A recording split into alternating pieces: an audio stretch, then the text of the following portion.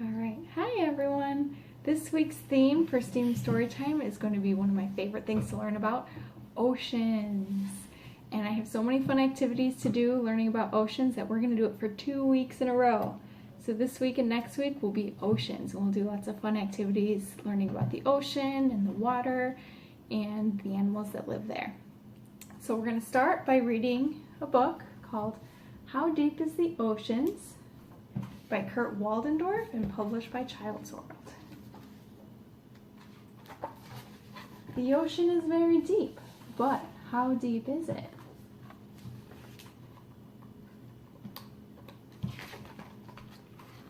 A scuba diver swims deep down, but the ocean is 36 times deeper than any scuba diver has ever gone. Sunlight shines through the ocean water, but the ocean is 11 times deeper than sunlight can reach.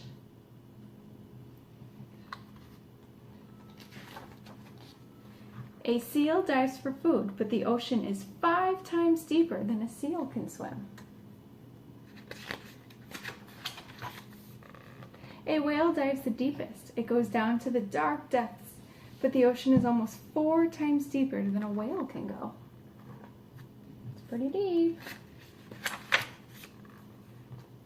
The Titanic sits on the ocean floor, but it is not the deepest part of the ocean. The bottom is almost 3 times lower. The bottom of the ocean is as deep as 6 Grand Canyons. The distance from the ocean bottom to the surface is great. It is the height of 25 Willis Towers. Mount Everest would not reach from the ocean floor to the surface. It would need 5 Willis Towers stacked on its peak. That's huge.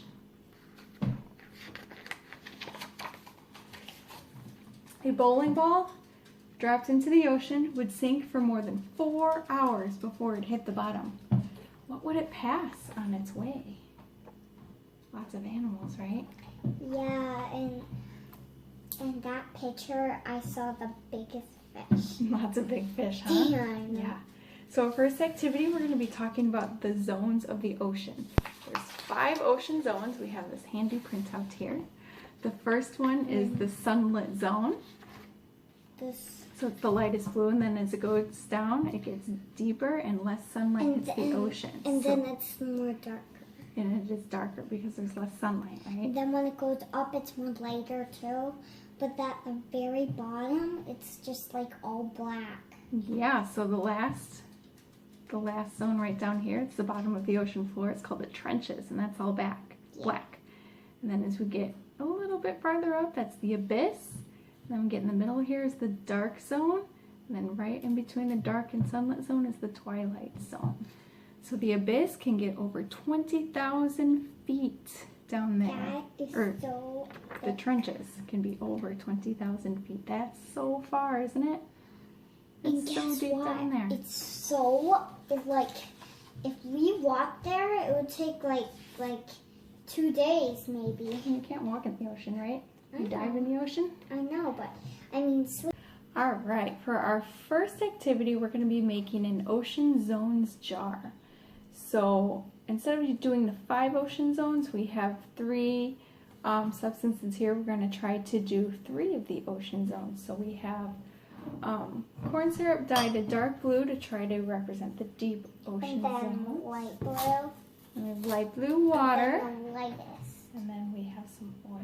Do you want to try to pour the water on top of the corn syrup? See what happens? All of it, Mom? Sure.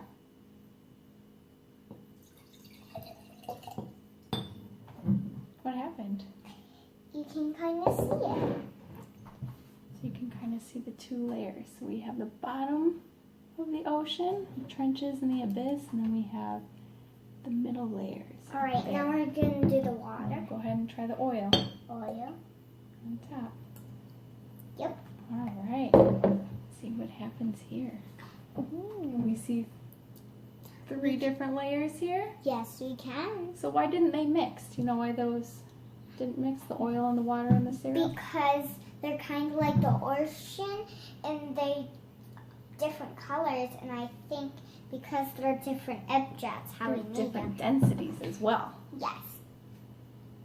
So that's why they didn't mix. The corn syrup is a thicker density. And then we have the layer. So that is our Ocean Zones jar. Cool, huh? Mm-hmm. Yeah. All right, so our next activity is going to be a Tidepool science experiment that can be used as a sensory box play after we're done. So Nora has this handy tidal zones diagram that we colored, and it shows the differences between low tide, middle tide zone, a high tide zone, and the splash zone. So if you can kind of see where the high tide is, that's where all the big waves are, right? So animals and fish that live near rocky areas and high tide zone areas, they have to adapt to changes of being covered in water and being exposed to air. So they have to adapt to survive in all of those conditions. So we created this Tidepool Experiment Box. We have sand in here. We've got a bunch of different sized rocks and shells that we arranged from low areas to it'll be high tide areas with a bunch of rocks, and then we arranged our sea animals in here as well. So we're going to add water in here a little bit at a time. Nora, which animals do you think are going to be covered in water first? Well, I think that this one's going to be covered first and this one last. You think? All right, let's try. Let's try it. We'll do a little bit of water at a time. Ooh. All right, so which animals are covered in water now? This animal. The little dolphins look completely covered, maybe some of the fish. So this is our low tide area. Should we try a middle tide? Yes.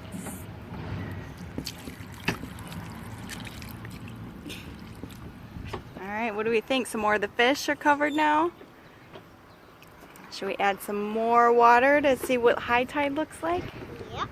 All right, let's see. Ooh, what's covered in water? Everything. There's some animals that are still not. Here, give me that. Windy day. There are some animals that are not. Which ones are not? These animals. The ones that are on top of the rocky areas, right? Yeah.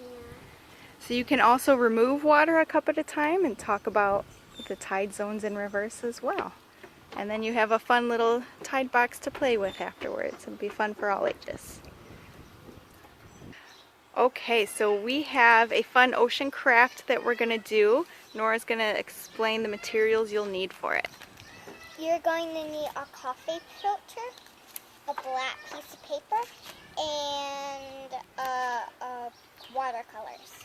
Some watercolor paints, and then also some scissors and glue as well. So what we did, here, show everyone what we made. Hold it up. Hold it up the right way. We made. Hold it up the right way. There you go. So we made a sea animal suncatcher. We painted, hold it up this way. Can you hold it up like that? So using our watercolors, we painted the ocean zone. So at the bottom, we painted the dark trenches. And then at the top, we did all the way up to the sunlit zone at the top.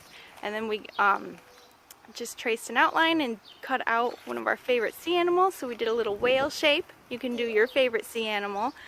And we just outlined it in black paper, cut it out, and glued it on there. And now we can hang it in our window as our little sea animal sun catcher.